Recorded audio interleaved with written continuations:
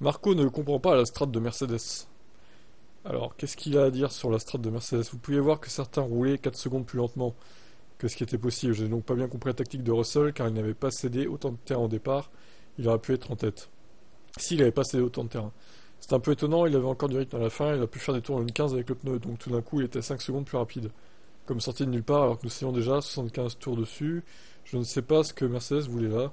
Timo Glock pense que Mercedes s'est trompé sur la longévité des médiums. Bah c'est sûr, hein. Pourquoi il parle de Timo Glock là? Ah oui non, il y a Ralf Schumacher et Timo Glock à la fin, ok. Il n'y avait pas que Marco du coup.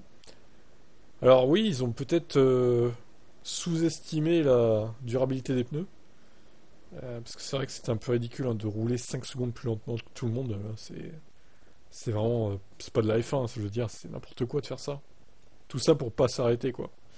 Mais dans ce cas-là, effectivement, il faudrait imposer des arrêts au stand obligatoires. Encore une fois, comme j'ai dit, tu dois obligatoirement passer le soft, le medium et le hard pendant toutes les courses. Ce qui fait 2 arrêts obligatoires en fait. Donc là, ils auraient dû au moins s'arrêter une fois, vu que bah, du coup, ils avaient déjà fait leur arrêt obligatoire avec soit en passant le dur en partant en médium, soit en passant le médium en partant en dur. Ils auraient dû remettre du soft, chacun d'entre eux.